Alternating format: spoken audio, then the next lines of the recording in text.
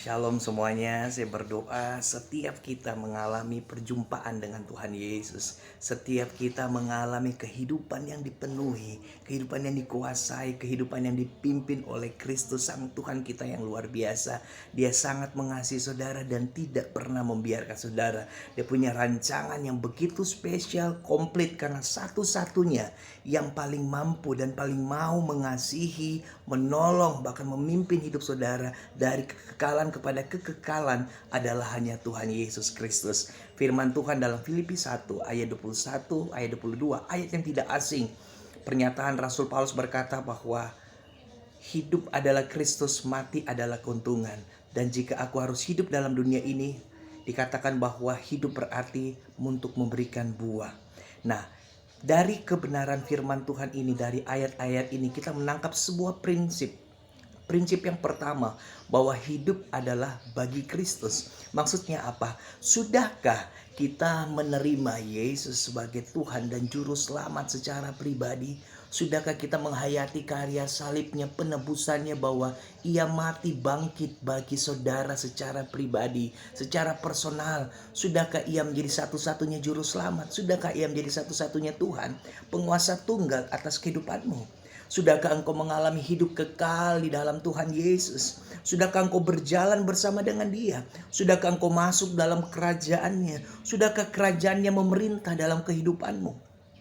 Yang kedua, dikatakan bahwa waktu kita hidup di muka bumi ini, setelah kita mengenal Yesus, kita mengalami Yesus sebagai Tuhan dan Juru Selamat, kita memperoleh arti hidup sejati, tujuan keberadaan kita di muka bumi ini. Mengapa kita dilahirkan, mengapa kita diciptakan, mengapa kita masih hidup hingga pada saat ini. Mungkin mengapa kita masih dipercayakan hari-hari yang istimewa, hari-hari yang luar biasa, kesempatan yang masih Tuhan beri. Selain kita menjalin hubungan hidup kekal bersama dengan Tuhan selagi di muka bumi ini, waktu kita telah menerima Dia sebagai Tuhan dan Juru Selamat secara pribadi, Dia juga mau seperti ayat 22 bahwa kalau kita masih hidup, bukan cuma kesempatan untuk mengenal Dia dari waktu ke waktu, mengenal hatinya, mengenal visinya, karakternya, sifatnya, karyanya, penebusannya. Bukan cuma sampai situ, tetapi kita juga masuk untuk memberi buah, membimbing orang-orang, mulai mendoakan orang-orang, mendampingi orang-orang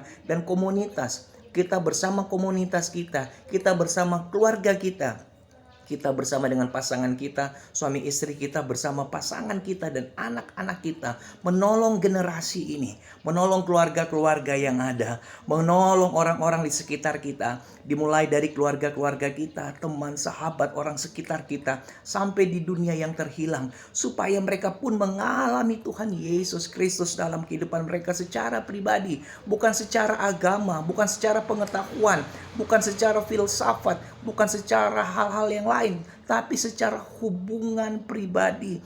Mereka benar-benar terjalin dengan Yesus, dengan hubungan pribadi, personal, intim dan dekat. Mereka telah masuk dalam kerajaannya dan mereka mengalami hidup yang kekal, persekutuan yang intim dengan Dia.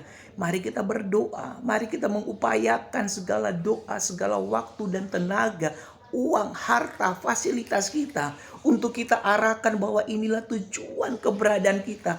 Kalau Tuhan masih percayakan hidup bagi kita, kalau Tuhan masih mempercayakan hari-hari, Tuhan masih mempercayakan usia di muka bumi bagi kehidupan kita, jangan kita hanya memikirkan diri kita. Yang penting saya dan keluarga saya telah selamat, saya dan orang-orang terdekat saya telah mengenal Tuhan dan telah melayani Tuhan.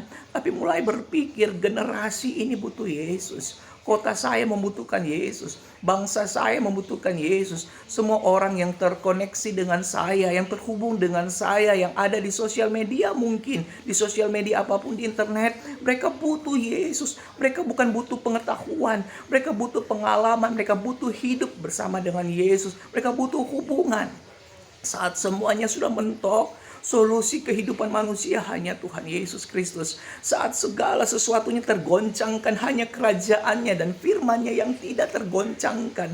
Mari kita mulai berdoa dan mengupayakan segala sesuatu untuk kita mendampingi, menolong komunitas-komunitas, generasi muda, rumah tangga yang ada.